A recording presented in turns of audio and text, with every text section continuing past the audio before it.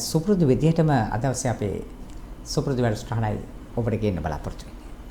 හැම දෙයක්ම සමබරව ඔබට ගෙනෙන්නට තමයි අපි යාල් ටීවී තරාජ්‍ය වැඩසටහන මේ විදිහට ඔබට තියලා කරන්නේ. ඔබ දන්නවා කාලීන සිදුවීම් අලලා ඒ වගේම කාලීනව ඔබ දැනුවත් විය යුතු දේවල් එක්ක තමයි අපි මේ වැඩසටහන නිරන්තරයෙන්ම ඔබ වෙත ගෙනෙන්න කටයුතු කරන්නේ. අද දවසේ අපි අදහස් කරා ඔබ හොයන ඔබ දැනගන්න කැමති ඒ වගේම යම් දෙයක් සිදු වෙනවා නම් යම් තැනක කොයි විදිහට සිදු වෙන්නේ කියලා දේවල් හොයන එක ඔබේ සාමාන්‍ය දෙයක්. ඒ නිසා තමයි ඔබේ දැනුමට බොහෝ දේවල් එකතු කර දෙන්නට අද දවසේ අපි කාලීන වැඩසටහනක් විදිහට තරාජිය ගෙනෙන්න තීරණය කළා තියෙන්නේ. අද දවසේ මම මේ වැඩසටහනට ආරාධනා කළා විශේෂිත කෙනෙකුට. ඔහු ගැන කතා කරන්න යනකොට පැහැදිලිවම කියන්නට ඕන ලංකාවේ මේ වෙනකොට සැලසුම් ක්‍රියාත්මක කරලා ඒ යථාර්ථයක් බවට පත් කරන්න සමත් වුණු කෙනෙකුට තමයි අද දවසේ අපි තරාජිය වැඩසටහනට ආරාධනා කරේ. භූවිද්‍යා සමීක්ෂණ හා පතල් කාර්යාංශයේ වර්තමාන අධ්‍යක්ෂ ජෙනරාල්වරයා වශයෙන් කටයුතු කරන ඉංජිනේර් සංජයන සිල්වා මහතා තමයි අද දවසේ අපිත් එක්ක මේ වැඩසටහනට එකතු වෙන්නේ. ඔබතුමා ආයිබෝවන් කියලා පිළිගන්නවා. ආයිබෝවන්. එතෙන් අධ්‍යක්ෂ ජෙනරාල්තුමනි මේ භූවිද්‍යා සමීක්ෂණ පතල් කියන කාරණා සම්බන්ධව ගත්තාම රටේ ජනතාව ටිකක් දැනුම අඩුයි මේ දේ මොකද්ද වෙන්නේ කියලා. බොහෝ දෙනෙක් හිතන්නේ මේ පස් කපන්න ඒ වගේම කල්ගල් කඩන්න වැලි ප්‍රවාහනය කරන්න මේ පර්මිට් දීම නැත්නම් මේ බලපත්‍ර දීම පමණයි කරන්නේ කියලා. ඉතින් එහාට ගිය ගොඩක් දේවල් මේකට අන්තර්ගත වෙලා තියෙනවා. රටට බොහෝ සම්පත් එකතු කරලා දෙනවා, සම්පත් හඳුනා ගන්නවා. ඒ වගේම ඒවා පැහැදිලිවම කොයි ආකාරද අලෙවිකරණය කරන්න කියලා සැලසුම් හදන්නේ ඔබයි. මම කැමති ඔබේ කාර්යාංශය පිළිබඳව තොරතුරු ටිකක් දැනගන්න. භූවිද්‍යා සමීක්ෂණ පතල් කාර්යාංශය පටන් අරගෙන දැනට වසර 100කට වැඩි කාලයක් ගත වෙලා තියෙනවා. ඒකට මේ භූවිද්‍යා සමීක්ෂණ පතල් කාර්යාංශය කරන ප්‍රධාන කාර්යය වෙන්නේ ලංකාවේ තියෙන සියලුම ඛනිජ සම්පත් පාලනය කරන එක තමයි අපි කරන්නේ. ඛනිජ සම්පත් ගත්තොත් භූවිද්‍යා සමීක්ෂණ පතල් කාර්යාංශයට අයිති වෙනවා ලංකාවේ තියෙන සියලුම ඛනිජ ද්‍රව්‍ය. අපට අයිති වෙන්නේ නැති ඛනිජ ද්‍රව්‍ය දෙකයි තියෙන්නේ. ඒ තමයි පෙට්‍රෝලියම් එකයි ඊට පස්සේ මැණික් හා මැණික් විතරයි. මැණික් අයිති වෙනවා මැණික් හා ස්වර්ණාභරණ අධිකාරියට, පෙට්‍රෝලියම් එක හයිඩ්‍රෝ කාබන් අයිති වෙනවා පෙට්‍රෝලියම් කෝපරේෂන් එකට. ඒ දෙකට අමතරව තියෙන සියලුම ඛනිජ ද්‍රව්‍ය නියාමනය කරන රාජ්‍ය ආයතනය වෙන්නේ භූවිද්‍යා සමීක්ෂණ පතල් කාර්යාංශය. එතකොට කළු ගල් වැලි පස් විතරක් නෙමෙයි. එතකොට එතනින් එහාට ගියොත් අනිකුත් සියලුම වටිනාමය කියන සියලුම ඛනිජ ද්‍රව්‍ය උදාහරණයක් හැටියට ගත්තොත් මිනිරන් වෙන්න පුළුවන්, නැත්නම් පෙල්ස්පා වෙන්න පුළුවන්, මිනරල් සෑන්ඩ් වෙන්න පුළුවන්, ෆොස්ෆේට් වෙන්න පුළුවන්. ඒ සියලුම ඛනිජ ද්‍රව්‍ය වලට අවශ්‍ය සියලුම ආකාරයේ බලපත්‍ර. ඒ කියන්නේ බලපත්‍ර වර්ග ප්‍රධාන වශයෙන් කොටස් 5ක් යටතේ අපි මේ කටයුතු නියාමනය කරනවා රාජ්‍ය ආයතනයක් හැටියට. එතනදී ඒ තියෙන ඛනිජ ද්‍රව්‍ය බලපත්‍ර ලබා දීමේ ක්‍රියාවලියේ ඉඳලා ඒවා විකිණීමේ ක්‍රියාවලියට නැත්නම් අපනයනයේ ක්‍රියාවලිය දක්වා සියලුම කාර්යයන් අධීක්ෂණය කරන ආයතනය වෙන්නේ භූවිද්‍යා සමීක්ෂණ පතල් කාර්යාංශය. දැන් උදාහරණයක් හැටියට ගත්තොත් අපි කැණීම් බලපත්‍ර නිකුත් කරනවා, ප්‍රවාහන බලපත්‍ර නිකුත් කරනවා, ඊට පස්සේ පිටරටට පටවන්නේ එක්ස්පෝර්ට් බලපත්‍ර නිකුත් කරනවා, රඳවා ගන්න ට්‍රේඩින් ලයිසන්ස්, ඒ වගේ විවිධ ආකාරයේ බලපත්‍ර නිකුත් කරමින් මේ කාර්යය නියාමනය කරන්න තමයි කාර්යාංශය කටයුතු කරන්නේ. ඒ කියන්නේ රටේ ජනතාවට වඩා වැදගත් විදියට මේ ඛනිජ සම්පත් භාවිතා කරන්න පුළුවන් විදියටත් ඒ වගේම මේ ඛනිජ සම්පත් වලින් වැඩිම වාසියක් රටට ලැබෙන ආකාරයටත් භාවිතා කරන්න අවශ්‍ය සියලුම අනපනත් නීති රෙගුලාසි පනවන ආයතනය වෙන්නේ භූවිද්‍යා සමීක්ෂණ පතල් කාර්යාංශය. දැන් මේ තරම් සම්පත් ප්‍රමාණයක් රට තුළ තියෙනවා කියලා සමීක්ෂණය කරගන්නත් ඔබතුමාලා. ඔව්. එතකොට මේ දැන් රටේ තියෙන විශේෂම ගත්තාම මේ කළුගල් සම්බන්ධව මේ රටට අවශ්‍යයිනේ ඉදිකිරීම් ශේෂ්ත්‍රයට අවශ්‍යයි. පෞගේ කාලේ අපිට මතකයි අර වරාය ව්‍යාපෘතියට කළුගල් අවශ්‍ය වෙනකොට රට තුළ මතයක් එන්න ගත්තා. රටේ තියෙන කළුගල් ටික ඔක්කොම කඩලා මෙතෙන් ගේන්නනවා. එතකොට ලොකු පරිසර හානි සිද්ධ වෙනවා. ඒ වගේ මත ගොඩක්ම එන්න ගත්තා.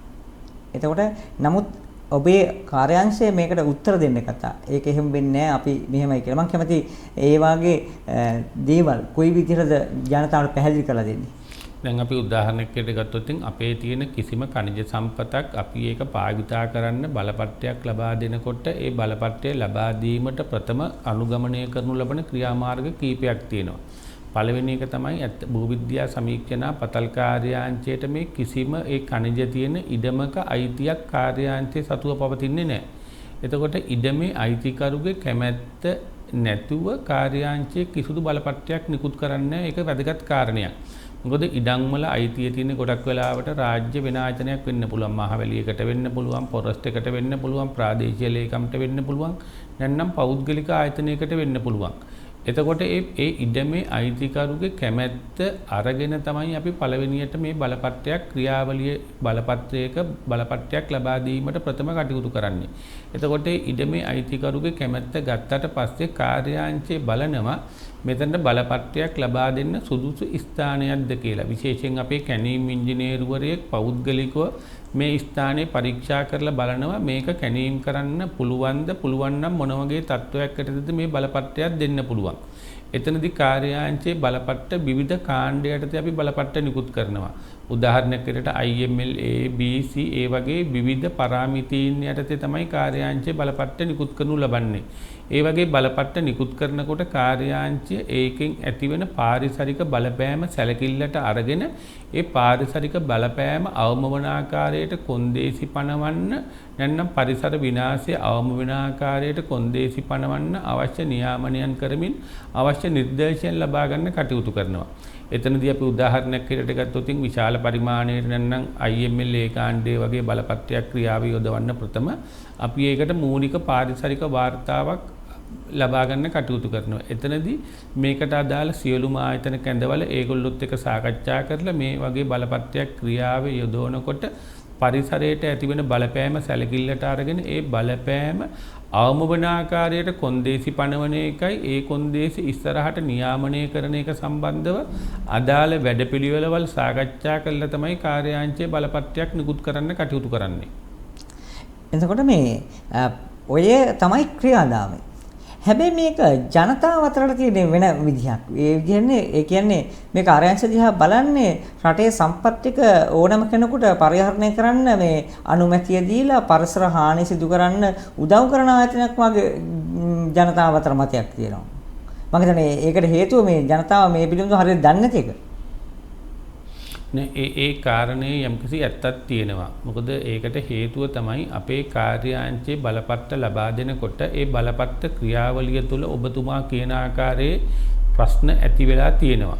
ඒ ප්‍රශ්න ඇති වෙන්න හේතු කීපයක් තියෙනවා. පළවෙනි කාරණය තමයි අපේ බලපත්‍ර ලබා ගන්න පුද්ගලයන් ඒ බලපත්‍රයේ කොන්දේසි උල්ලංඝනය කරමින් මේ කැණීම් කටයුතු කරනවා එක් වෙලාවකදී.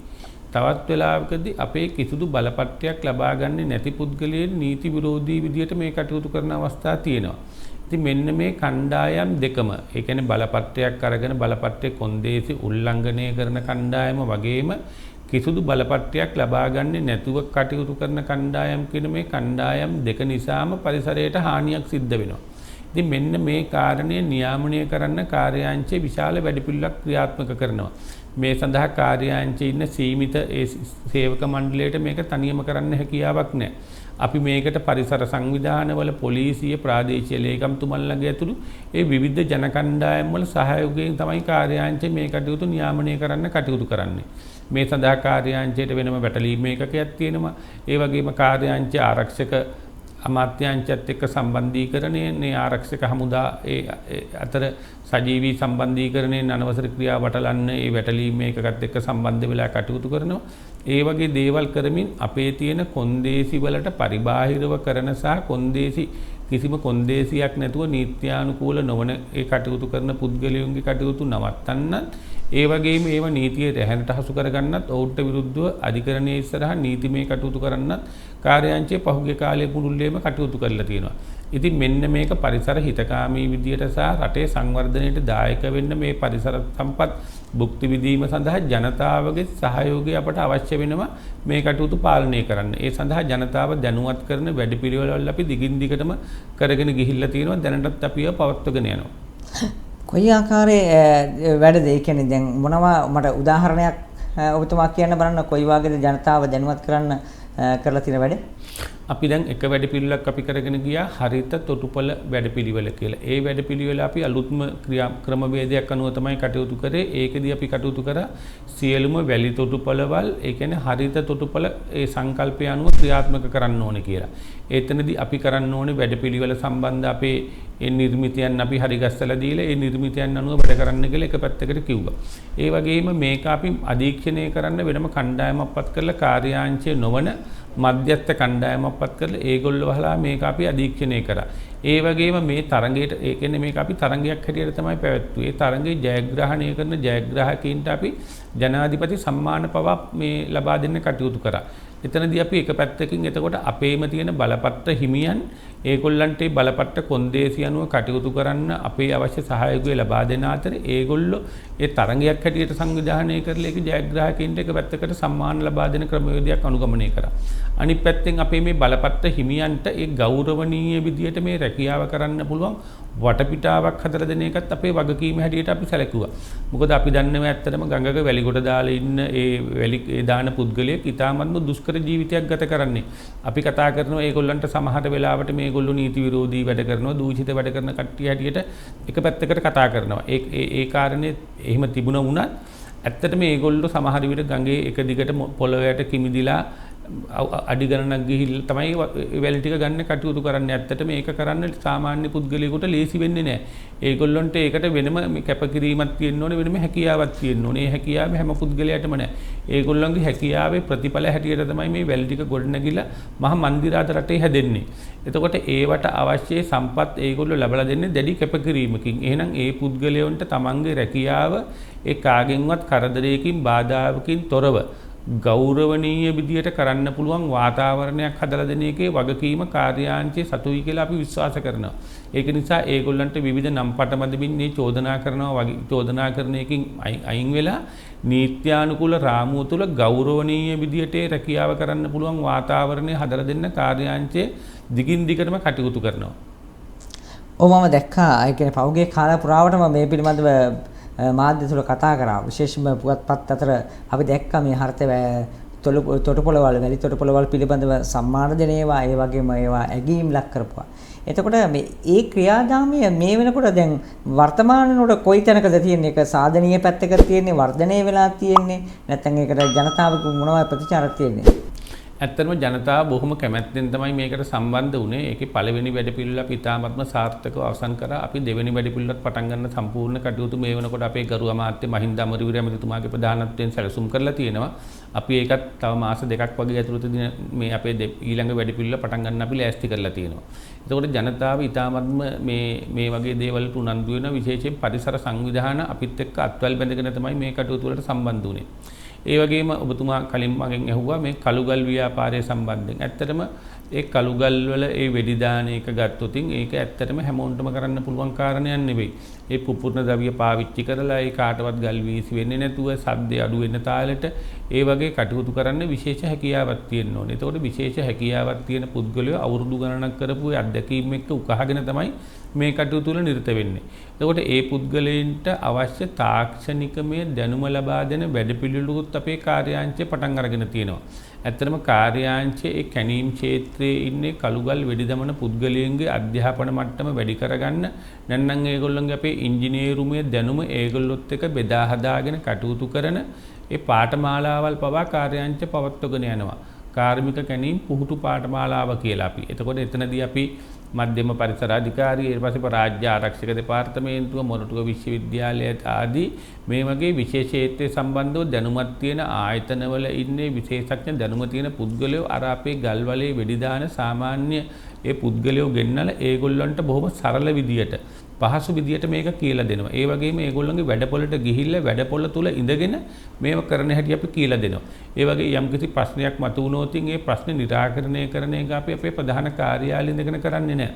ඒ අදාළ වැඩපොළට අපේ ඉංජිනේරුවරු ගිහිල්ලා ඒගොල්ලන්ට කරන හැටි කියලා දෙනවා අපි. මෙහෙම නෙවෙයි කරන්න ඕනේ, මෙහෙම කරොත් තමයි මේක වර්ධින්නේ නැත්තේ, මේ විදියට කරන්න ඕනේ කියලා දැනුම ලබා දෙන වැඩපිළිවෙළවල් නිරන්තරයෙන්ම කාර්යාංශයේ වගකීමක් හැටියට අරගෙන අපි නොනවත්වා කරගෙන යනවා. එතකොට දැන් මේ දිස්ත්‍රික්ක මට්ටමින් ඔබේ කාර්යාල කොච්චර ප්‍රමාණයක් තියෙනවද, කොහොමද ඒවා අධීක්ෂණය වෙන්නේ? දැන් භූවිද්‍යා සමීක්ෂණ පතල් කාර්යාංශයට අපේ ප්‍රාදේශීය කාර්යාලය 21ක් තියෙනවා. අපි ඒ වගේම අනිකුත් සෑම දිස්ත්‍රික්කයකම ඉතුරු ප්‍රාදේශීය කාර්යාලවලත් පිහිටවන්න කටයුතු සූදානම් කරලා තියෙනවා. එතනදී අපි බලාපොරොත්තු වෙන සියලුම ප්‍රාදේශීය කාර්යාලවලින් ජනතාවට අවශ්‍ය සේවය Tamanට කොළඹට එන්නේ නැතුව ඒ කාර්යාලය තුරදීම මේක ලබා දෙන්න අවශ්‍ය කටයුතු කරන එක තමයි කාර්යාංශ මූලික වශයෙන් කරගෙන යන්නේ. එතනදී ජනතාවට බොහොම පහසු වෙනවා තමන්ගේ ළඟම තියෙන කාර්යාලයට ඇවිල්ලා අවශ්‍ය බලපත්‍ර ක්‍රියාවලියට සම්බන්ධ වෙලා ඒ ක්‍රියාවලියත් එක්ක එකතු වෙලා බොහොම පහසුවෙන් මේ කටයුතු කරගෙන යන්න හැකියාව අපි ලබා දීලා තියෙනවා. දැන් මේ වර්තමාන වෙන විට මේ සමහර උදවිය මේ බලපත්‍ර ගන්න මැලි වෙන්නේ බොහෝ අවස්ථාවලදී මේ ඉල්ලන ලිපි ප්‍රමාණය වැඩි කියනවා. මෙහින් අවසර මේ විදිහට ගන්න ඕන, අතෙන් යන්න ඕන. ඒතකොට ගොඩක් රස්තියාදු වෙනවා. ඒ හින්දා මේකට යොමු වෙන්නේ නැතුව රහසිගතවම හොරෙන් සමහර දේවල් කරන්න කටයුතු කරනවා. ඔබතුමා කියන කාරණේ මේ බලපත්‍ර ක්‍රියාවලියක් සංකීර්ණ වෙනකොට ජනතාව බලපත්‍ර ක්‍රියාවලියට පෙළඹෙන්නේ නැතුව නීත්‍යානුකූල නොවන ක්‍රියාවලියට පෙළඹෙන තියෙන ප්‍රවණතාව අවම කරන්නා වූ වැඩපිළිවෙළවල් කීපයක් අපි මේ වෙනකොට ක්‍රියාවේ නංගලා තියෙනවා. ඒකේ අතිගරු ජනාධිපතිතුමා අපේ මහින්ද අමරවීර ඇමතිතුමත් එක්ක එකතු වෙලා අපිට යෝජනා කරලා තියෙන මේ බලපත්‍රයක් ලබා දෙන ක්‍රියාවලිය අනවශ්‍ය ප්‍රමාදයකින් තොරව දින 14ක් වගේ කාලයකදී උපරිම හැටියට ලබා දෙන්න අවශ්‍ය කටයුතු කරන්න කියලා. ඒකට අවශ්‍ය මූලික වැඩපිළිවෙල අපි දැනට කරගෙන ගිහිල්ලා තියෙනවා. ඒකේ ලොකු ප්‍රතිඵලයක් තියෙනවා. එතකොට කාර්යාංශයට අපේ පනත අනුව අපිට තනියම බලපත්‍ර දෙන්න හැකියාවක් නැහැ. අදාළ ආයතනවල නිර්දේශ ලබා ගැනීමට සිද්ධ වෙනවා. මධ්‍යම පරිසරාධිකාරිය වෙන්න පුළුවන්, නැත්නම් පාරිසරික සංවිධාන වෙන්න පුළුවන්, නැත්නම් UD එකේ වෙන්න පුළුවන්, නැත්නම් ජාතික ගොඩනැගිලි පර්යේෂණ ආයතනය වෙන්න පුළුවන්. ඒ සියලුම ආයතනවල නිර්දේශ ලබා ගැනීමකින් තොරව බලපත්‍ර ලබා දීමට කාර්යාංශයට හැකියාවක් නැහැ. ඒක නිසා මෙන්න මේවත් ඉක්මන් කරගන්න, නැත්නම් මේ සඳහා ඒව පරක්කු වෙන්නේ නැති වෙන්න ඊටාත්ම ක්ෂණිකව ලබා දෙන්න මේ සමස්ත ක්‍රියාවලිය සම්බන්ධීකරණය කරන වැඩපිළිවෙලත් කාර්යාංශය විසින් කරන්න බලාපොරොත්තු වෙනවා. දැනටත් අපි මේ කටයුතු කාර්යාංශයට එන ඒ සියලු තොරතුරු ඒ අදාළ පුද්ගලයෝ නැතුව කාර්යාංශෙම මැදිහත් වෙලා අදාළ ආයතන වලට යවලා ඒ වගේ නිර්දේශ කෙලින්ම කාර්යාංශයට ලබා ගන්නා වූ වැඩපිළිවෙලක් අපි දැන් ක්‍රියාවට නගමින් තියෙනවා. ඔව් ඇත්තම මේ සතුටුයි කාරණාව ඊට හේතුව හොඳ සාධනීය තැනක තියෙනවා. හිතවතුනි අද දවසේ අපි මේ කතා කරමින් ඉන්නේ භූවිද්‍යා හා සමීක්ෂණ පතල් කාර්යාංශය සම්බන්ධව තමයි කතා කරන්නේ. ඒ වර්තමාන අධ්‍යක්ෂ ජෙනරාල්වරයා සමග තමයි අපේ මේ කතාබහ. අපි සූදානම් වෙනවා අද දවසේ පළමු විරාමය අරගෙන යලිත් ඔබට තොරතුරු කියන්න මේ කාර්යාංශය සම්බන්ධව.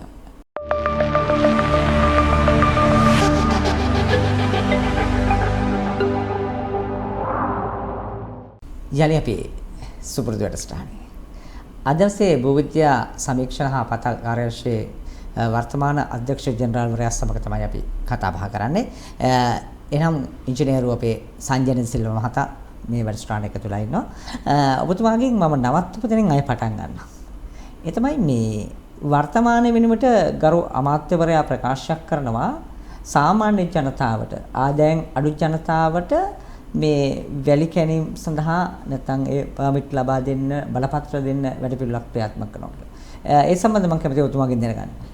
ඇත්තටම අපේ අමාත්‍යතුමා මේ වෙනකොට ගරු මහින්ද අමරවීර අමාත්‍යතුමා මැදිහත් වෙලා තියෙනවා මේ වැලි බලපත්‍ර ලබා දීමේ ක්‍රියාවලිය අහිංසක ඒ මිනිසුන්ට කෙලින්ම වැලි ගොඩ දාන කට්ටියටම මේ බලපත්‍ර ලබා දීමේ ක්‍රමවේදයක් අනුගමනය කරන්න. මොකද මීට කලින් ওই සමහර බලපත්‍ර ලබාගත් පුද්ගලයෝ ඇත්තටම වැලි ගොඩ දාන පුද්ගලයෝ නොවන අවස්ථා තියෙනවා. ඒක නිසා දුප්පත් අහිංසක ජනතාවගේ ජීවන තත්ත්වය වැඩි කරන්න කෙලින්ම ඒගොල්ලන්ට බලපත්‍ර ලබා දෙන වැඩපිළිවෙල දැන් ආරම්භ කරලා තියෙනවා. ගොඩක් වෙලාවට ලබන අවුරුද්ද වෙනකොට අදාළ දිස්ත්‍රික් ලේකම්තුමන්ලා සම්බන්ධ කරගෙන බලපත්‍ර ලබා දීමේ ක්‍රියාවලිය ආරම්භ කරන්න කටයුතු සූදානම් කරලා තියෙනවා. එතනදී අපි ඒ අමාත්‍යතුමාගේ මඟ පෙන්වීම යටතේදී විශේෂයෙන් සමහර දිස්ත්‍රික්කවල එක පුද්ගලයාගේ නමට බලපත්‍ර කීපයක් තිබිච්ච අවස්ථා තිබුණා. අපි ඒව නවත්තලා ඒ සම්පූර්ණ එක පුද්ගලයෙකුට එක බලපත්‍රයක් විතරක් වෙන විදියට, ඒ වගේම වැඩිපුර බලපත්‍ර දීපු කට්ටියගේ බලපත්‍ර අයින් කරන විදියට, ඒ වගේම බලපත්‍ර ක්‍රියාවේ යොදවන්නේ නැතුව අතරමැදියෝ හැටියට බලපත්‍ර ක්‍රියාවලියේ යොදවන කට්ටියත් මේ ක්‍රියාවලියෙන් අයින් කරලා ඇත්තටම ඒ වැලිගොඩ දාන කට්ටියට බලපත්‍ර ලබා දීමේ ක්‍රමවේදය තමයි ආරම්භ කරන්න බලාපොරොත්තු වෙන්නේ. දැනට සමහර දිස්ත්‍රික්කවල අපි ඒ කටයුතු ක්‍රියාත්මක කරලා තියෙනවා. ලබන අවුරුද්ද වෙනකොට ලංකාවේ සියලුම දිස්ත්‍රික්කවල සමත්ත ක්‍රියාදාමයක් හැටියට ඒක ක්‍රියාත්මක කරන්න බලාපොරොත්තු වෙනවා. අධ්‍යක්ෂ ජනතුමනි මම එක ප්‍රශ්නයක් මෙහෙම අහනවා. මට මතකයි පසුගිය කාලවකවානුවේ හිටපු ජනාධිපතිවරයා මහවැලි හා පරිසර ඇමතිවරයා වශයෙන් කටයුතු කරන කාලේ පොළොන්නරු දිස්ත්‍රික්කයේ තුල මේ වී වගේම වැලිවලට තිබුණා ප්‍රශ්නයක්. ඒක නිකන් මාපියාවක් බවට පත් වෙලා තිබුණා කියලා තිබුණා. එතුමා ආපු ගාම කරේ සියලුම බලපත්‍ර නැවැත්තුවා. නැවැත්තුවාට පස්සේ ඒකේ හොඳක් සිදු වුණා සහ තවත් කට්ටියක් අසරණ වෙන්න ගත්තා. ඇත්තටම මේකේ ඔබතුමා කියපු විදිහට මේ අසරණව තමන්ගේ වැඩ කටයුතු කරගෙන ගිය පිරිස අසරණ වෙනකොට ව්‍යාපාරික මට්ටමේ පර්මිට් කීපයක් අරගෙන අතරමැදියන් යොදවලා කරපු කට්ටිය තමයි ඒකේ ජයග්‍රහණය කරමින් හිටියේ. ඒ ඔක්කොටම නවත්තලා පොළොන්නරු තුල මේ ක්‍රියාත්මක වන ක්‍රියාවලිය නවත්තලා තිබුණා. වර්තමාන තත්ත්වය කොහොමද ඒ පැත්තේ? නෑ ඇත්තටම ඒ වෙලාවේ ඒ අතිගරුවේ හිටපු ජනාධිපතිතුමා ක්‍රියාත්මක කරේ ඒ පෞද්ගලික කට්ටියට බලපත්‍ර නවත්තලා භූවිද්‍යා සමීක්ෂණ පතල කාර්යාංශයටම අනුබද්ධ රාජ්‍ය ආයතනයක් වෙච්ච තාක්ෂණික සේවා සමාගමට බලපත්‍ර ලබා දෙන්න එක තමයි කරේ. ඒක 100%ක්ම රජයේ සතු ආයතනයක්, පෞද්ගලික ආයතනයක් නෙවෙයි. එතකොට රජයේ සතු ආයතනයකින් මේ ක්‍රමවේදය නියාමනය කරලා අවසාන පාරිභෝගිකයට සාහන මිලකට වැලි ලබා දෙන්න ක්‍රමවේදයක් තමයි අනුගමනය කරන්න උත්සාහ කරේ තුමා. එතකොට දැනට ගත්තොත් දැනටත් ඒ ක්‍රමවේදය තුල ඒ අතරමැදියෝ මැදිහත් වෙලා ඒ අවසාන බලාපොරොත්තු ඉෂ්ට කරගන්න බැරි වුණා. එතනදී විවිධ අක්‍රමිකතා ඒ යම් ප්‍රමාණයකට වෙලා තිබුණා. එතකොට නව ඇමතිතුමා මේකට මැදිහත් වෙලා ඒ වෙලාවේ දීලා තිබිච්ච සමහර ක්‍රමවේදයන් ඒ සමහර විට ප්‍රයොරිටි දෙනවා කියලා ඒ වගේ ක්‍රමවේදයන් තිබුණා. ඒව සම්පූර්ණ නවත්තලා ගරු ඇමතිතුමා මේක සම්පූර්ණ පාලනය කරලා තියෙනවා. කිසිම පුද්ගලයෙකුට ඒ නියමිත ක්‍රමවේදයකින් තොරව වැලි ලබා ගන්න බැරි ක්‍රමවේදයක් අද හඳුන්වලා දීලා තියෙනවා. එතකොට අපිට ඉස්සර තිබිච්ච ලොකුම ප්‍රශ්නයක් තමයි වැලි කියුබ් 3ක් රුපියල් 12000කට වගේ මනම්පිටිය සයිට් එකෙන් තාක්ෂණික සේවා සමාගම විකුණනකොට පොළොන්නරුව නගරයට මේ වැලි කියුබ් 3 එනකොට රුපියල් 30000ක් විතර වුණා. ඉතින් ඒතකොට තාක්ෂණික සේවා සමාගම මේක නිවැරදි මිලකට අලෙවි කරත් අවසාන පාරිභෝගිකයට සාහන මිලකට මේක ලැබෙන්න තිබුණේ නැහැ. ඉතින් ඒක දැන් මේ වෙනකොට ගොඩක් වෙලාවට අවම කරලා වැලි මිල යම් කිසි ප්‍රමාණයකට අඩු වෙන්න එක පැත්තකට ක්‍රියාත්මක වෙන්න කටයුතු කරලා තියෙනවා. ඒ වගේම සම්පූර්ණ තාක්ෂණික සේවා සමාගමට විතරක් නොවෙන්න සාමාන්‍ය ජනතාවටත් යම් ප්‍රමාණයකට බලපත්‍ර දීලා ඒ දෙක අතර සමතුලිත තත්ත්වයක් කරු අමාත්‍යවරයා ආරම්භ කරලා තියෙනවා. එතකොට මේ වෙනකොට පොළොන්නරුව දිස්ත්‍රික්කයේ ඒ රාජ්‍ය සමාගම එක පැත්තකින් ඒ වැලිගොඩ දාන කටයුතු කරනවා වගේම පෞද්ගලිකාංශයේ ජනතාවටත් යම්කිසි ප්‍රමාණයක් ඒ රාජ්‍ය ආයතන වලින් දීලා තියෙන නිර්දේශ සැලකිල්ලට අරගෙන යම්කිසි තරඟකාරී ස්වරූපයක් තුළ ඒ බලපත්‍ර ක්‍රියාවලිය යොදවන ක්‍රමවේදයක් තමයි දැනට පොළොන්නරුව දිස්ත්‍රික්කය අනුගමනය කරන්නේ. ඔව්. මම ඔබතුමාගෙන් තවත් ප්‍රශ්නයක් අහනවා. ඒ තමයි ඔබතුමා මේ ආයතනයේ වර්තමාන අධ්‍යක්ෂ ජෙනරාල්වරයා විදිහට පත් වෙන්න පෙර ආත්මේ ඉඳලා මේ ආයතනයේ බොහෝ නිරතර ධර්මමින් බොහෝ දේවල් පවතින හැම ආණ්ඩුවක් එක්කම හැම ඇමතිවරයෙක් එක්කම ඔබතුමා ළඟින් කටයුතු කරා. එතකොට ඔබතුමා මේ තනතුරට පත් වෙන්න පෙර ආතුව තිබුණු තත්ත්වය සහ ඔබතුමාගේ මේ තනතුර බාරගත්තට පස්සේ ඔබතුමා මේ තුල දකින වර්ධනය ගැන කොහොමද දකින්නේ? නෑ ඇත්තටම දැන් අපි දැන් මම අධ්‍යක්ෂ ජෙනරාල්වරයා වෙන්නේ මේ වගේ කොවිඩ් වසංගතයත් එක්ක 2020 මාර්තු වල. එතකොට ඒ වෙනකොට අපිට ලොකුම අභියෝගයක් තිබුණේ වහලා දාලා තියෙන රටක කාර්යාංශයේ කටයුතු කරන්නේ කොහොමද කියන අභියෝගය තමයි අපේ ඉස්සරහා තිබුණේ. එතකොට එක පැත්තකින් රට වහලා දාලා තිබුණා, අනිත් පැත්තෙන් රටේ මිනිසුන්ගේ ජීවිත ගැන අනාරක්ෂිත තත්ත්වයක් එක පැත්තකට ඇති වෙලා තිබුණා. කවදාද මේ රට විවෘත කරන්න කියලා එක පැත්තකට බාධක තත්ත්වයක් තිබුණා. ජනතාව ගෙදරට එළියට බහින්න බැරි තත්ත්වයක් තමයි මම බාර ගන්නකොට තිබුණේ. එතකොට මේ කොවිඩ් වසංගත තත්ත්වයේ යටතේ තමයි මම අධ්‍යක්ෂ ජෙනරාල්වරයා බවට පත් වෙන්නේ. එතකොට මේකත් එක්ක කාර්යාංශය පටන් ගන්නෙ කොහොමද? කාර්යාංශයට සේවකයෝ කැඳවන්නේ කොහොමද? ජනතාවත් එක්ක මේක සම්බන්ධීකරණය කරන්නේ කොහොමද?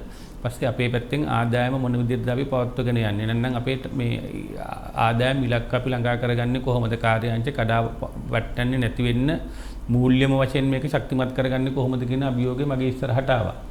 එතකොට එතනදී අපි ඇත්තටම කියන්න සතුටුයි අපිට තිබිච්ච අපේ කාර්යාංශයේ සියලුම සේවක මණ්ඩලයේ විශේෂයෙන්ම ගරු අමාත්‍යතුමාගේ ඒ සහයෝගයත් අපට අරගෙන අපිට හැකියාව ලැබුණා අපි ඊට කලින් වසරවල තිබිච්ච ආදායම් ඉලක්කවලට වඩා වැඩියෙන් අපි පහුගිය අවුරුදු දෙක තුල ලබාගෙන තියෙනවා.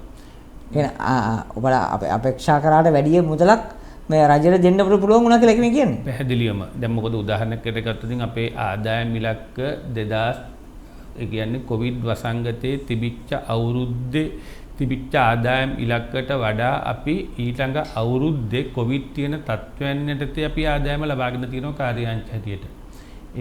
හොඳ ප්‍රගතියක්. ඒ කියන්නේ කොවිඩ් තියෙන අතරේ ඉලක්කය සපුරලා දේවල් ඔබතුමාලා දෙනවා කියලා කියන්නේ ඔබතුමාලගේ සැලසුම් වල මේ නිවැරදිභාවයක් තියෙනවා. හරි සැලසුම් තුල ක්‍රියාත්මක වෙලා තියෙනවා. ඔව් දැනට ගත්තොත් අපි මම සමහර ප්‍රාදේශීය කාර්යාලවල ඔබතුමාට කියන්නම් මේ අවුරුද්දේ පළවෙනි මාස 6 තුලදී අපේ සමහර ප්‍රාදේශීය කාර්යාලයන් මේ වෙනකොට අපේ මේ අවුරුද්දේ තියෙන ඉලක්කයන් අභිභවයන් තත්ත්වයට අපිටපත් වෙන්න පුළුවන් වෙලා තියෙනවා. එතකොට එහෙමපත් වෙන්න පුළුවන්කම තියෙන්නේ මොන කාරණාවක් හින්දාද කියලා ඔබ හඳුනලා තියෙනවා? ඇත්තටම අපිට අපේ අමාත්‍යතුමා අපිට ඒකට නිවැරදි නායකත්වයක් සපයලා දීලා තියෙනවා අපේ වැඩ කටයුතු පහසුවෙන් කරගෙන යන්න පළවෙනි එක.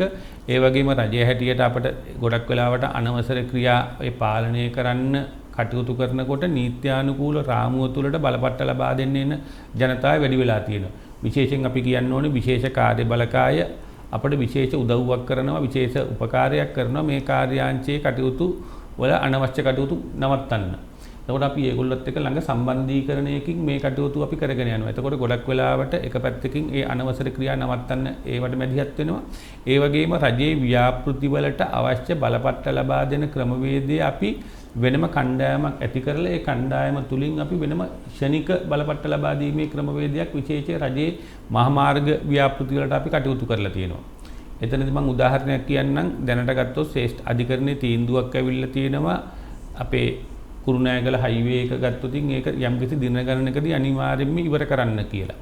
එතකොට ඒකෙදී සමහර බලපත්‍ර ඒ දින වලදී අපි වෙනස් කරලා තියෙනවා අපේ අධ්‍යක්ෂක මණ්ඩල අනුමැතියට ඇතුව ඒ සමහර පරිසර ඒ ප්‍රශ්නත් අපි තේරුම් අරගෙන පැය 24 දිම බලපත්‍රය ක්‍රියාත්මක කරන්න පුළුවන් විදිහට බලපත්‍ර ලබා දීලා තියෙනවා කාර්යාංශයේ මේ වෙනකොට. ඔව් ඒක අනිවාර්යයෙන්ම අවශ්‍යතාවයක් ඒක. මෙතුවක් කාලයක් නොවුන දෙයක් කරන්න කටයුතු කිරීම ගැන සතුටු වෙන්න ඕන.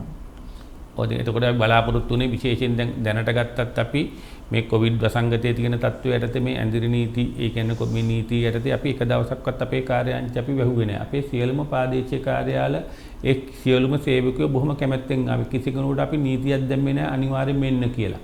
එතකොට සියලුම සේවකයන්ට කැමැති සේවකයන්ට තමන්ගේ ළඟම ඉන්න කාර්යාල වලට ඇවිල්ලා කැමැත්තෙන් වැඩ කරන්න පුළුවන් කට්ටියට අපි එන්න කියලා ආරාධනා කරා. බහුතරයක් සේවකයෝ අපිට කැමැති වුණා අපිත් එක්ක වැඩ කරලා මේ කාර්යාංශය විවෘත කරලා ජනතාවට සේවය කරලා දෙන්න මේ දුෂ්කර තත්ත්වයන් යටතේ. එතකොට ඒක ප්‍රතිඵලයක් හැටියට අපේ කාර්යාංශ වලට කියන්න කැමති සමහර කාර්යාලවල අපි මෙහෙම බොහොම සේවකයෝ සීමිත ගණනකින් අරිනකොටත් මිනිස්සු ඇවිල්ලා තිබුණා මේ අතිවිශාල ගණනක්. ඒ පාර පොලිසිය මැදිහත් වෙලා තමයි මේ මිනිස්සු වෙන එකත් අපිට නවත්තන්න සිද්ධ වුණේ.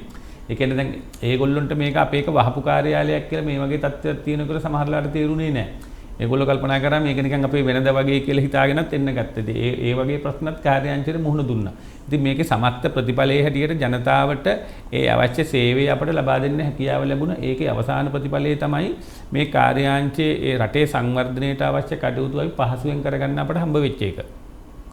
එතකොට මේ පෞගී කාලේ ආව කරලියට කතාවක් මේ ලංකාවේ වැලි විදේශ රටවලට අරගෙන යන ක්‍රමවේදයක් තියෙනවා. ඒකට භූවිද්‍යා පතල් කාර්යාංශයේ යම් ආකාරයක සම්බන්ධයක් තියෙනවා අවසරයක් ලබා දීලා තියෙනවා කියලා සමහරු කෙනෙක් අතේ යටින් සිද්ධ වුණා කියලා. ඒ මොනවා කරලිය මොන කතාවක් තිබුණත් ඒ ඇත්ත කතාවද ඔබතුමා? මොකද මේකට අදහස? නෑ කාර්යාංශයේ මොන වෙලාවකවත් එතකොට අපේ තියෙනවා ඒ කියන්නේ අපේ සමහර ඒවා තියෙනවා ගොඩනැගිලි ද්‍රව්‍ය කියලා හඳුන්වන කණිජ තියෙනවා. ඒකට ඒ ගොඩනැගිලි ද්‍රව්‍ය කියලා හඳුන්වන කණිජවල එක කණිජයක් තමයි වැලි කියන්නේ. එතකොට මෙන්න මේ ගොඩනැගිලි ද්‍රව්‍ය වලට අදාළ කණිජ පිටරටට යවනවා නම් ඒ පිටරටට යවන්න කාර්යාංශයේ අධ්‍යක්ෂ ජෙනරාල්වරයාට එහෙම බලයක් නැහැ. ඒකට එහෙම යවනවා නම් එහෙම ඉල්ලීමක් කරන ඉල්ලීම අමාත්‍ය මණ්ඩලයට දාලා කැබිනට් අනුමැතියකින් පස්සේ තමයි එහෙම යවන්න පුළුවන්කම තියෙන්නේ. එතකොට මේ වෙනකොට කාර්යාංශයට එහෙම වැලි පිටරටට ගෙනියන්න කිසිම ඉල්ලීමක් ඇවිල්ලත් නැහැ. එහෙම සම්බන්ධයෙන් කැබිනට් එකකට අපි එහෙම ඉල්ලීමක් ඉදිරිපත් කළත් නැහැ. ඒක නිසා කිසිම වැලි ප්‍රමාණයක් කාර්යාංශයේ විසින් වැලි හැටියට කිසිම පිටරටකට යවන්න අනුමැතිය දීලත් නැහැ, යවලත් නැහැ. හැබැයි අපි කාර්යාංශය හැටියට පොඩි දේවල් වලට පුංචි සාම්පල්ස් හැටියට විවිධ දේවල් අපෙන් ගෙනියන්න ඉල්ලනවා. උදාහරණයක් විදිහට ගත්තොත් මාලදිවින වගේ රටකට ඒ කියන්නේ අපේම රටේ කම්පැනි ගිහිල්ලා එහෙ වැඩ කරන කම්පැනි තියෙනවා. කියන්නේ ශ්‍රී ලංකාවට අයිති කම්පැනි මාලදිවයිනේ එක එක වැඩ කරනවා. දැන් ඒගොල්ලොන්ගේ කරන පෙරහන් වැඩවලට නැත්නම් ඒගොල්ලන්ගේ තියෙන ස්පෙෂල් වැඩවලට ඒ වගේ පුංචි වැලි ප්‍රමාණයක් වැලි හැටියට නෙවෙයි කියවගන්නේ. ඒ කියන්නේ පිල්ට මැටීරියල් හැටියට තමයි ගෙනියන්නේ. ඒවට ගෙනියන්න ඕනේ පුංචි ප්‍රමාණයක ඉල්ලලා තියෙන අවස්ථාවල ඒ සාම්පල්ස් හැටියට අපි විශේෂ අනුමැතියක් දීලා තියෙනවා. එතකොට ඒක දීලා තියෙන්නේ නිකන් අර තව දූපතක් ගොඩ කරන්නවත් අනම්මනම් එහෙම කාරණයකට දීපු එකක්. දැන් මේ ඔබතුමා වගකීමෙන් නේද මේ මගේ අහ ප්‍රශ්නට උත්තරේ දෙන්නේ? දැන් බොහොම වගකීමෙන් කියන්නේ. එතකොට කිසිම වෙලාවක ඒ මාධ්‍යවල කියපු විදියට දූපතක් ගොඩ කරන්න නම් ඉතින් වැලි කියුබ් විශාල ගණනක් ඕන වෙනවා. සාමාන්‍යයෙන් ඔබතුමාට මම කියන්න කැමති ඒ වගේ දූපත් ගොඩ කරන්න වැලි ගන්නේ වෙන තැන් වලින් සල්ලි වලට වැඩි ගෙනලා ගොඩ කරන්නේ නැහැ. මුහුදෙම තියෙන වැලි එක තියෙන ඒවා ගොඩ කරලා එක තැනකට අරගෙන තමයි සාමාන්‍යයෙන් ඒ වගේ ඒ දූපත් ඒ හදන දේවල් කරන්නේ. දැන් උදාහරණයක් විදිහට ගත්තොත් ලංකාවේ අපි දන්නවා පෝට් සිටි හදනකොට මුහුදෙම තියෙන වැලි අරගෙන තමයි අපි ගොඩ කරලා ඒ නගරය නිර්මාණය කරන්න උත්සාහ කරේ. නැතුව පිට රටවල් වලින් නැත්නම් වෙන තැන් වලින් සල්ලි වලට වැලි ගෙනල්ලා ගොඩ කරලා ඒ කරන ක්‍රමවේදයක් ලෝකෙ මං අහලා නැහැ. ඉතින් මෙතනදී අපි මේ පිල්ට මැටීරියල් වලට අවශ්‍ය වැලි කියුබ් පුංචි ප්‍රමාණයක් මම හිතන්නේ පහුගිය අවුරුදු කීපය තුලම ගෙනහිල්ලා තියෙන ඔක්කොගෙම වැලි වල එකතුව ගත්තත් ඒක වැලි නෙවෙයි පිල්ට මැටීරියල් එකක්. ඒකේ ඔක්කොම ගත්තත් වැලි කියුබ් 10කට අඩුයි. දැන් ඒක 10ක් කියමුකෝ. ඔව් 10ට අඩුයි 8ක් වගේ ගණන් තියෙන්නේ. ඉතින් ඊට අමතරව අපි වැලි හැටියට ගත්තොත් දැන් මිනරල් සෑන්ඩ් කියලා කියන්නේත් වැලි තමයි. ඔව්. ඒකට ඒවා අපි වැලියු කියන්නේ වටිනාකම එකතු කරන මේව හැටියට ඒවා වැලි හැටියට අපි පිටරට යවලා තියෙනවා. ඒවත් khනිජ වැලි. ඒව දැනටත් අපි යවනවා. ඒවට අවසරයක් දීලා තියෙනවා. ඒක මේ ගංගාවල වැලි නෙමෙයි. ඔව් ඒ කියන්නේ ඉතින් පැහැදිලි මේ ඔන්න සමාජ තුල කතා කරපු ඒ වගේම මාධ්‍ය වාර්තා කරපු සමාජ මාධ්‍ය තුල ලොකුවට මේ මහා වැරද්දක් කරා යයි කියලා හැඟෙන විදිහට පළ කරපේවට උත්තර තමයි දවසේ මේ වැඩසටහන තුලින් අපි දෙන්නේ. ඒ කියන්නේ මෙතුමා පැහැදිලිවම කියනවානේ කොහොමද උනේ එහෙම දෙයක් යවලා නැහැ. ඒක වගකීමෙන් කියන්නේ කියන එක තරාදී වැඩසටහනේදී පැහැදිලිව කතා කරා. එහෙනම් හිතවතුනි අද දවසේ අපි දෙවනි විරාමය ලබා ගන්න සූදානම් වෙමින් ඉන්නවා. දෙවනි විරාමයෙන් පසුව යලි අපි අවසාන විනාඩි කිහිපයටත් අපි එනටයි බලාපොරොත්තු වෙනවා.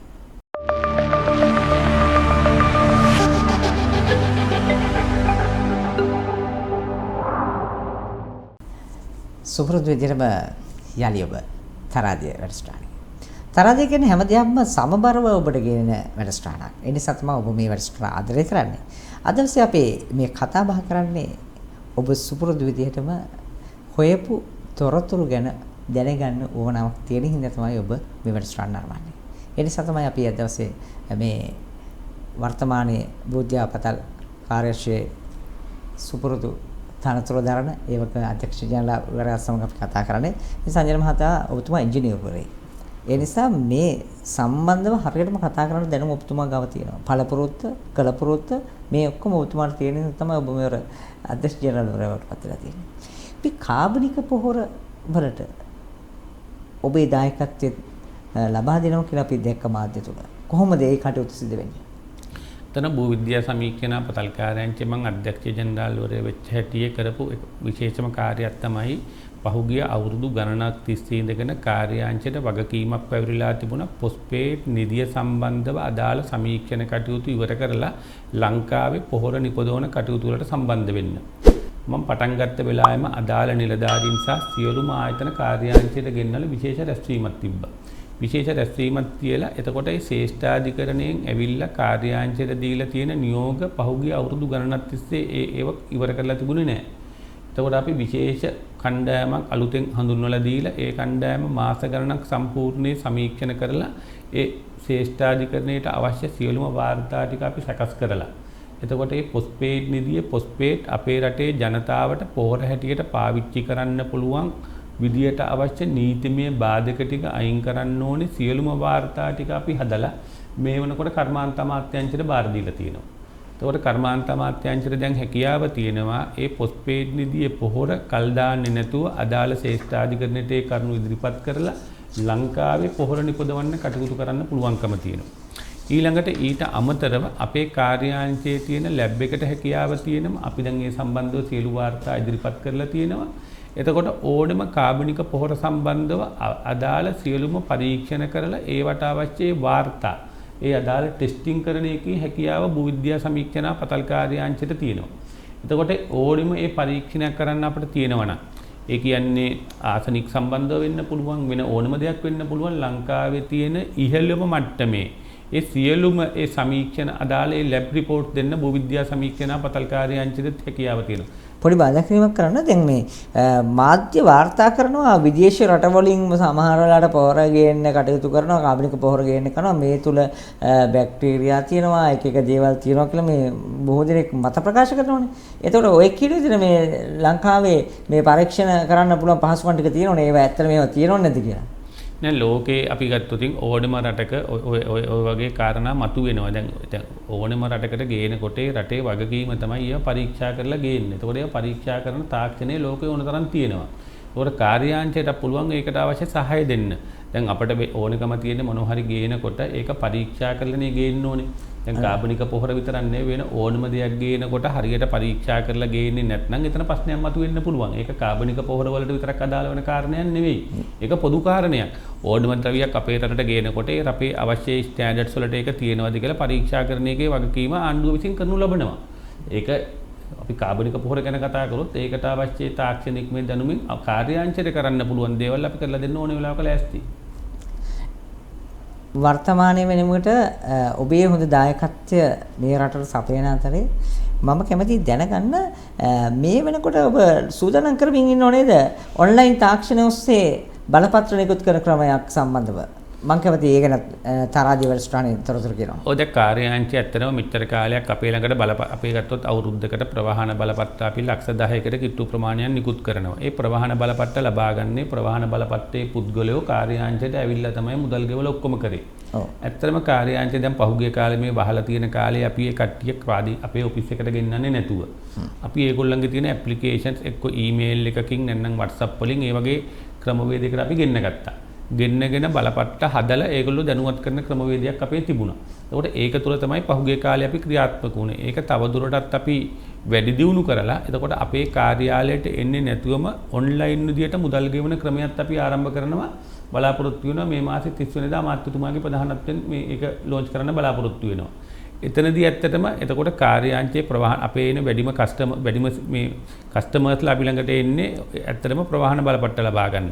එතකොට මේ ප්‍රවාහන බලපත්‍ර ලබා ගන්න එන පුද්ගලයන්ට කාර්යාංශයට අදාළ අයිදුම්පත් ඒවා ඔක්කොම ඔන්ලයින් දාලා ඒකට අවශ්‍ය මුදල් ටිකත් ඒ කාර්යාංශයෙන් එතකොට අපිට දැනුවත් කරාම අපි ගණන් හදලා මෙච්චරයි කියලා ඒගොල්ලෝ දැනුවත් කරනවා. එතකොට ඒගොල්ලන්ට අදාළ මුදල් අපිට ඔන්ලයින් පේමන්ට් එකක් හැටියට කරාට පස්සේ මේ බලපත්‍රය හදලා ඉවරලා බලපත්‍රයත් ඒගොල්ලන්ට ඔෆිස් එකට එන්නේ නැතුව අවශ්‍ය නම් අපිට කූරිය කරලා යවන්නත් අපි ලෑස්ති කරලා තියෙනවා ලබන මාසේ පළවෙනි දිනදලා. ඒ කියන්නේ හොඳ ප්‍රගතියක්. තාක්ෂණයත් එක්ක මුස් කරගෙන ඒ වගේම ජනතාව රස්තියාදු කරන්නේ නැතුව අපහසුතාවටපත් වෙන්නේ නැති වෙන්න කාර්යක්ෂම සේවාවක් සපයන්න ඔබතුමා මැදිහත් වෙලා දෙනවා. ඔව් අපි ඒකවල බලනවා අපිට පුළුවන් තරම් ඇත්තටම ජනතාවගේ පැත්තෙනුත් ගොඩක් වෙලාවට ඉල්ලපු කාරණයක්. හැබැයි දැන් අපිට මේක ක්‍රියාවට නගනකොටත් අපිට ලොකු ප්‍රශ්න තියෙනවා. මොකද මම ඔබතුමාට කියන්නේ අපිත් එක්ක ගනුදෙනු කරන ගොඩක් කට්ටිය ගොඩක් තාක්ෂණයත් එක්ක ගනුදෙනු කරන කට්ටිය නෙවෙයි. මම එතන එන්න හැදුවේ දැන් සාමාන්‍ය ගොඩාක් පිටපරාත් වලට ගියාපහම ඒ ඉල්ලුම් කරන කෙනාට තාක්ෂණික අවබෝධයක් නැහැ. වෙන කෙනෙක්ගේ සහයෝගය ගන්න ඕනේ. ඒ කෙනාට ලොකු අවබෝධයක් නැහැ. නමුත් ඒ වගේ වෙලාව අසරණ වෙන අවස්ථා තියෙනවා. ඒකට මොකක්ද ඔබතුමාලා ගාව තියෙන සැලසුම? ඒක තමයි දැන් ඒකට දැන් අපි පළවෙනි පියවර හැටියට කරේ දැන් මේ සම්බන්ධව කාර්යාංශයේ ඉන්න සියලුම නිලධාරීන් දැනුවත් කරන වැඩපිළිවෙලක් අපි පළවෙනියට කරා. ඊළඟට කාර්යාංශයත් එක්ක සම්බන්ධ වෙලා තියෙන අපේ බලපත්‍ර හිමියන්ගේ විවිධ සංවිධාන තියෙනවා. දැන් වැඩි හිමියන්ගේ සංවිධාන තියෙනවා ඒ සංවිධාන තියෙනවනේ. ඒගොල්ලෝ දැනුවත් කරලා මේගොල්ලන්ට මේකේ සරල බව අපි කියලා දෙනවා.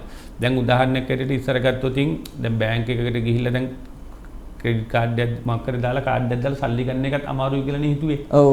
අද අපි දන්නවා සමහර වෙලාවට මම හිතන්නේ දැන් ඒ වගේ මැෂින්ස් නැති දුප්පත් ගම්මාන වලට ගියාමත් මම හිතන්නේ කට්ටිය ඉල්ලනවා අපිටත් මේ මැෂින් එකක් හයි කරලා දෙන්න මේකෙන් ගනුදෙනු කරන්න ඕනේ කියලා ඉල්ලන මිනිස්සු ඉන්නවා.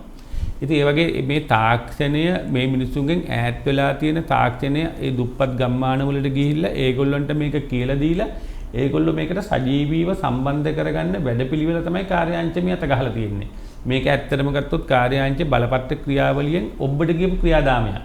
උකට තාක්ෂණයේ ජනතාව පුරුදු කරලා මේගොල්ලෝ මේක තුල අපේ එක පැත්තකින් අපේ ක්‍රියාවලියට මේගොල්ලෝ ඇවිල්ලා මේක සරල කරන ක්‍රමවේදයක් අනිත් පැත්තෙන් ජනතාව තාක්ෂණයට සම්බන්ධ කරගන්න ක්‍රමවේදයක් බවට පත් වෙනවා. නමුත් අපිට මේක එකපාරට ක්ෂණිකව 30 පළවෙනිද පටන් ගත්තම 10 වෙනිද වෙනකොට අපිට මේක ඉවර කරන්න බැරි වෙයි. යම්කිසි සාධාරණ කාලයක් යාවි. ඒ වගේම ජනතාව ඇතුළුත් අපිට ප්‍රශ්න මතුවේවි මේක අපිට කරන්න බෑ නම් අපි ඒක දැනගෙන ඉන්නේ. ඉතින් අපි ඒකට ඒ වැඩපිළිවෙලක් හදලා තියෙනවා. මේ වැඩපිළිවෙල මම හිතන්නේ අපිට සාර්ථක කරගන්න බාධාවක් වෙන ගන්න. ඉතින් ඇත්තට මාධ්‍යවලත් අපිට ඉන්න බොදුමාලාගේ සහයෝගය අවශ්‍ය වෙනවා මේක අපිට ක්‍රියාවේ යොදවන්න ඇත්තටම. ඇත්තටම අධ්‍යක්ෂ ජනතුමනි අපි සහයෝගය තමයි මේ දෙන්නේ. ඒ ජනතාව දැනුවත් වෙනවා කියලා කියන්නේ ඔබේ කටයුතු පහසු වෙනවා. ජනතාව මේ වැඩසටහන තුළින් දැනුවත් වෙනවා කොහොමද වැලි බලපත්‍රයක් ගන්න මොකද්ද කරන්න ඕන මොන වගේ දේවල් තියෙන්නේ මොන වගේ පහසුකම් තියෙන්නේ කියන එක දැන් ජනතාව මේ වැඩසටහන නරපුවහම බොහෝ දෙනෙක් දැනගන්නවා. මම කැමතියි ඊගාවට එන්න අවසාන විනාඩි කිහිපය තුළ අපි ඉන්නේ මේ ආයතනයේ ඉන්නව වැටලීම් මේකකයක් හදලා තියෙනවා. එතකොට මේ යම් ආකාර වංචනික විදියට රහස්‍යගත විදියට යම් දෙයක් කරන්න උත්සාහ කරනවා නම් ඒ කට්ටියට කොහෙත්ම ඉඩකඩක් නැහැ ඔබේ මේ වැටලින් එකේ හරහා. මම කැමති ඒ ගැන ටිකක් දැනගන්න අවසානයි. ඔව් දැන් අපි ඇත්තටම කාර්යාංශය ගත්තොත් අපේ නීති අධ්‍යක්ෂක කෙනෙක් කරගෙන තමයි වැටලීම් මේකක අපි ස්ථාපිත කරලා තියෙන්නේ. එතකොට වැටලීම් සම්බන්ධ වෙනම නිලධාරි කණ්ඩායමක් අපේ ඉන්නවා. එතකොට ඊට අමතරව අපි කාර්යාංශයේ පහුගිය කාලේ මේ වැටලීම් මේකකේ ස්ථාවර කරගන්න අපි රාජ්‍ය ආරක්ෂක අමාත්‍යාංශයේ ලේකම්තුමත් එක්ක බුද්ධියංශත් එක්ක නාවික හමුදාව එක්ක විවිධ කණ්ඩායම් එක්ක සාකච්ඡා කීපයක් අපි පවත්වලා ඒගොල්ලොන්ගේ සහයෝගය සජීවීව ලබා ගන්න වැඩපිළිවෙලක් අපි ක්‍රියාවේ යොදවලා තියෙනවා. ඒකට දැන් මේ වෙනකොට රාජ්‍ය ආරක්ෂක අමාත්‍යාංශයෙන් වෙනම කියන්නේ විශේෂ කාර්ය බලකායේ විශේෂ නිලධාරියෙකුත් කාර්යාංශය වෙත නියුක්ත කරලා තියෙනවා නම් කරලා තියෙනවා. ඒකට අපිට ඕනම වෙලාවක කාර්යාංශයට හැකියාව තියෙනවා ඕනම දෙයක් සම්බන්ධව මේ නිලධාරිය හරහා ලංකාවේ ඕනම ස්ථානයක වැටලීමක් කරන්න විශේෂ කාර්ය බලකායේ සහයෝගය ලබා ගන්න කාර්යාංශයට හැකියාව තියෙනවා. එක පැත්තක්. ඊළඟට කාර්යාංශයේ පහුගිය කාලේ අපි දිගින් දිගටම කරපු තව ක්‍රියාමාර්ගයක් තමයි ඒ සමහර දේවල් සම්බන්ධව සැකකටයුතු තියෙනවා නම් අපි එකපාරට වැටලීම කරන්න යන්නේ නැහැ. ඒකේ තොරතුරු ගන්න අපිට තොරතුරු ආවට පස්සේ බුද්ධියංශ වලට අපි ඒ තොරතුරු ලැබලා දීලා ඒක සම්බන්ධව යම්කිසි රිකී එකක් කරනවා. ඒක කරලා ඒක හරියටම තහවුරු කරගෙන තමයි අපි මේ වැටලීම් කරන්නේ. එහෙම ක්‍රමවේදයකුත් අපි අනුගමනය කරනවා. ඒ වගේම මේ පෞද්ගලික කාලේ ඊටමත් තාක්ෂණය භාවිතා කරලා සමහර තැන්වල සිදුවන දේවල් අල්ලා ගන්න කටයුතු කරා නේද? ඔව් අපි දැන් ඒ තාක්ෂණය කියන්නේ දැන් උදාහරණයකට අපි එයාපෝස්ට් එකේ තියෙන සමහර තොරතුරු දැන් අපිට ලබා දෙන තත්ත්වයක් තියෙනවා. එතකොට ඒගොල්ලොන්ගේ ඒ ගුවන් ඡායාරූප වලින් තොරතුරු අපට එවනවා. ඒ වගේම බුද්ධි තොරතුරු වලින් මෙන්න මේ වගේ ස්ථාන වැටලි මේ අනවසර කැණීම් කරනවාද කියලා ඒව අපට වාර්තා කරනවා. ඒ වගේම දැන් අපේ බලපත්‍ර ක්‍රියාවලිය තව වෙන කාරණයක් තමයි නීති විරෝධී බලපත්‍ර DSMB එකේම බලපත්‍ර විදිහට හොරාට අට්ටු ගහලා ඒව බෙදා හරින කට්ටිය එහෙම කණ්ඩායම් ඉන්නවා. එතකොට ඒ කට්ටියත් අපි අවස්ථා කීපයකදී අපේම නිලධාරීන් යවලා අපි ඒගොල්ලන්ට මුදල් දීලා ඒව අරගෙන ඒගොල්ලෝ අත්තරංගුවට ගත්ත අවස්ථා තියෙනවා.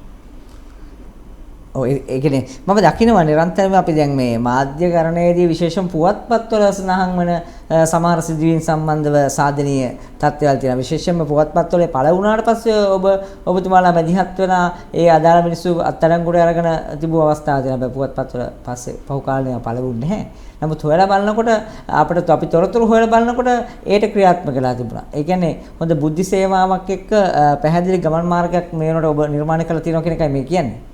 පැහැදිලිව දැන් ඇත්තටම ගත්තොත් කාර්යාංශයේ සමහර තොරතුරු අපට එන මාර්ග තමයි අපි මාර්ග ගොඩක් විවර කරලා තියෙනවා. එකක් තමයි පරිසර සංවිධාන වලින් අපට තොරතුරු ලබා දෙන ක්‍රමයක් තියෙනවා. ඊට වගේම අපේම ඉන්න ඒ අපේ ප්‍රාදේශීය කාර්යාල හරහා අපේ සම්බන්ධකම් ජාලයක් තියෙනවා. ඒගොල්ලෝ අපට තොරතුරු ලබා දීලා තියෙනවා. ඊළඟ කාර්යාංශයේ කෙලින්ම තොරතුරු ලබා දෙන ක්‍රමයක් තියෙනවා. එතකොට ඒ තොරතුරු වලට අමතරව මාධ්‍ය වලින් සමහර අවස්ථාවලදී මෙතන අනවසර ක්‍රියාවක් වුණා කියලා ඒව දැනුවත් කරනවා. ඉතින් ඒ වගේ වෙලාවල් වල අපි ශනිකව අපිට පුළුවන් මැදිහත් වීම කරනවා. සමහර දේවල් ඒ වැටලීම් කරන්න යනකොට කාර්යාංශය අපි දැන් උදාහරණයක් යම්කිසි මාධ්‍ය ආයතනයකින් මොකක් හරි විකාශනය කරොත් අපි සමහර වෙලාවට ඒක සම්බන්ධව කාර්යාංශයේ මැදිහත් වෙනකොට මේ මාධ්‍ය ආයතනයක් දැනුවත් කරනවා. දැනුවත් කරලා මේ මාධ්‍ය ආයතනයේ කට්ටිය සම්බන්ධ කරගෙන ඒ ක්‍රියාව නවත්තන්න කාර්යාංශය කටයුතු කරනවා. ඉතින් පොදුවේ මේ සමස්ත මාධ්‍ය ක්ෂේත්‍රයේම මේ වගේ අනවසර ක්‍රියා සම්බන්ධව දැනුවත් කරන එකෙන් මැදිහත් කරන එකෙන් තමයි කාර්යාංශයට මේක පහසු වෙලා තියෙන්නේ. දැන් අපි උදාහරණයක් විදිහට ගත්තොත් ඉස්සර මේ ඛනිජ වැලි ගත්තොත් නැත්නම් මේ ගල් පස් වැලි දැන් මේ වගේව ප්‍රවාහණය කරන එක නීති විරෝධී කියන එක දැනගත්තෙත් කාර්යාංශයේ මැදිහත් වීම නිසා. මීට කලින් කවුරු හරි වැල ටිකක් ගෙනියන ටිකක් පස් ටිකක් ගෙනියන එකක් ඒ නැත්නම් පස් කන්දක් කපලා විනාශ කරන එකක් ගැන කවුරුත් කතා කරේ නැහැ. ඇහැ කන පියාගෙන බලාගෙන හිටියා. ඒ කියන්නේ දැනගෙන හිටියේ නැහැ. මිනිස්සු දැනගෙන හිටියේ නැහැ. එතකොට කාර්යාංශයේ දිගින් දිගටම මේව කරන එක නීති විරෝධී. මෙහෙම කරන්න බෑ. මෙහෙම කරොත් ඒක මෙන්න මේ පනත හැටි වැරද්දක් වෙනවා. ඒ කියන කාරණේ පොලිසිය වලට ග්‍රාම නිලධාරීන්ට සමස්ත ජනතාවට දැනුවත් කිරීමේ ප්‍රතිඵලයක් හැටියට තමයි දැන් සමහර වෙලාවට පොඩි තැනක පුංචි ප්‍රමාණයකින් වැලි ටිකක් ගෙනියන වුණත් අපිට කෝල් කරලා කියනවා මෙතන අනවසර ක්‍රියාවක් වෙනවා කියලා. ඒකට ජනතාව මේ විදියට සජීවීව සම්බන්ධ කරගන්න පුළුවන් උනේ කාර්යාංශය මේක සම්බන්ධ කරපු දැනුවත් කිරීම නිසාමම තමයි. ඒකට පහුගිය කාලේ මෙහෙම කිසි දෙයක් නැති වෙච්ච ජනතාවක් මේ නීති විරෝධී ක්‍රියාවලට කරන්න එපා මේ පරිසරය ආරක්ෂා කරගන්න කියලා සමස්ත පරිසර සංවිධානත් එක්ක එකතු වෙලා කාර්යාංශයට කරන බලපෑම අපි තාමත්ම හොඳ තත්ත්වයක් විදිහට තමයි කාර්යාංශයට විශ්වාස කරන්නේ. ඒකේ අවසාන ප්‍රතිඵලය තමයි පරිසරය ආරක්ෂා කරගන්න කාර්යාංශයට පහසු වෙනවයි කියන කාරණේ. ඔව්. අවසාන විනාඩි කිහිපයේ විනාඩි දෙකේ මම ඉන්නේ. මම අහන එක ප්‍රශ්නයක්. ඔබේ ආයතනවල සම්බන්ධ නිලධාරීන් වෙන ප්‍රාදේශීය මට්ටමින් ගත්තාම එතකොට මේ ශේෂ්ත්‍ර චාරිකාවකට ගියාපම පරීක්ෂා කරන්න ගියාපම සමහර වෙලාවට චෝදනා එනවා ඒ යන නිලධාරියා මැදිහත් වෙලා නිර්දේශ ලබා දීලා තියෙන වැරදි දෙයකට කියලා. ඒ වගේ විච් අවස්ථා නැද්ද? නෑ එහෙම තියෙනවා. ඒ වගේ සම්බන්ධව අපිට කටයුතු කරාම දැන් එහෙම වගේ පැමිණිල්ලක් ආවොත් එතකොට මට උඩට එන්න පුළුවන්. එතකොට ඉංජිනේරට පැමිණිල්ල කරන්න පුළුවන්. එතකොට එතනින් එහාට ගිහිල්ලා කාර්යාංශයේ මට නැත්නම් අධ්‍යක්ෂකවරයෙකුට සම්බන්ධව කම්ප්ලේන් කරන්න පුළුවන්. එතකොට එතනින් එහාට ගිහිල්ලා එතනලුත් කරන්න නම් ඒ සම්බන්ධව මට පැමිණිලි කරන්න පුළුවන්. එතකොට අඩු ගන්න එතකොට මගේ මට්ටමට ආවොත් මම කරන්නේ ගොඩක් වෙලාවට ඒ වගේ බලපත්‍ර තහනම් කරනවා. එතකොට ඒ වගේ තහනම් කරාමත් ඒ සමහර පුද්ගලයෝ තහනම් කරපු එකට විරුද්ධවත් ඒගොල්ලන්ට අභියාචනය කරන්න හැකියාව තියෙනවා අමාත්‍යාංශ ලේකම්තුමාට. එහෙම නැත්නම් ඒගොල්ලන්ට මේ සම්බන්ධව අධිකරණයට එන්න හැකියාව තියෙනවා. මොකද කාර්යාංශයේ බලපත්‍රය දුන්නත් නොදුන්නත් ඒ දෙක සම්බන්ධයෙන්ම ජනතාවට අයිතියක් තියෙනවා. දෙපැත්ත සම්බන්ධයෙන්ම මැදිහත් වෙන්න. දුන්නොතින් දුන්න එක වැරදි කියලා කියන්න පුළුවන්කම තියෙනවා. නොදුන්නොත් නොදුන්න එක වැරදි කියලා කියන්න පුළුවන්. මේ අවස්ථා දෙකටම කාර්යාංශයේ මැදිහත් වෙලා තියෙන මේ බලපත්‍ර ක්‍රියාවලියදී. ඔව්. සැබවින්ම ස්තුතිවන්ත වෙනවා අද දවසේ අපේ වැඩසටහන සහභාගී වීම සම්බන්ධව. පැහැදිලි. අද දවසේ අපි ඔබට ඉතා විශාල සාධාරණත්වයක් කරා කියලා අපි විශ්වාස කරනවා. තරාදිය කියන්නේ ඒක පැත්තකට බර වෙන්නේ. හරි සමබරව හැම දෙයක්ම සිදු කරන වැඩසටහනක් විදිහට තමයි ඔබ මේ හඳුන්වලා තියෙන්නේ. අද ස්තුතිවන්ත භාවය අපි යලි පුද කරන්නේ භූවිද්‍යා සමීක්ෂණ හා පතර කාර්යාංශයේ වර්තමාන අධ්‍යක්ෂ ජෙනරාල් වටා සංජන් සිල්වා මහතා තමයි දවසේ අපිත් එක්ක මේ විදිහටම වැඩසටහනට එකතුනේ. ඔබතුමාගේ කටයුතු ඉතාමත් හොඳින් කරගෙන යන්න ශක්තිය ධෛර්යය ලැබෙවා. මේ රටට තවත් බොහෝ දේවල් එකතු කරලා දෙන්න. රටට සම්පත් වලින් ඒ මුදල් රාජ්‍ය ලබා දෙන්න ඔබතුමාගේ සැලසුම් ක්‍රියාත්මක කරන්න හැකියාව ලැබේවා කියලා ප්‍රාර්ථනා කරමින් අද දවසේ අපි වැඩසටහන නිමවටපත් කරනවා.